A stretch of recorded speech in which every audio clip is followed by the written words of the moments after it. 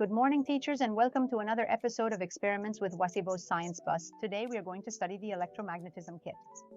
We will focus in particular on the phenomenon of magnetism and its properties. Today, we shall look at the distinction between natural magnets and artificial magnets, and how artificial magnets can be made. In nature, there are substances such as magnetite, which is an iron oxide, that on their own have the ability to attract ferromagnetic objects, whereas other objects can also acquire these magnetic properties. And how is that actually done? There are three very simple processes that we can try out together. To carry out this experiment, we shall need some very simple objects, such as a small cylindrical magnet, a few paper clips, and also a screw. What we are going to do is to turn these three small iron objects into magnets, or at least give them some magnetic properties temporarily. Let us have a look. The first method for turning a ferrous object into a magnet is by rubbing. So we take the paper clip, rub it quite firmly along the magnet, and we shall then see how, for a short while, it will have the ability to attract the other paper clip towards itself.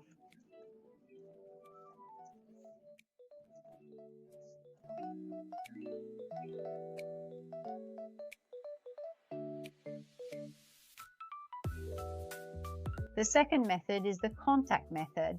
Therefore, by bringing an iron object into direct contact with a magnet, it will temporarily acquire some magnetic properties. Let us have a look. Finally, the third method is induction. What precisely does induction mean?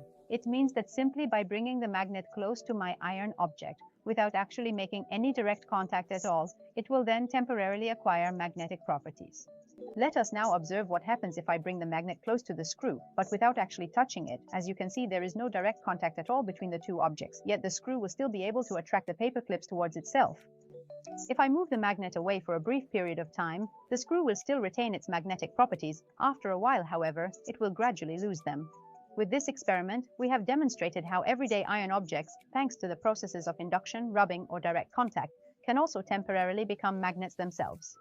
This is a very interesting experiment to do when introducing the phenomenon of magnetism. To discover other experiments on this phenomenon, please continue to follow us here at the Experiments with ScienceBus ScienceBus.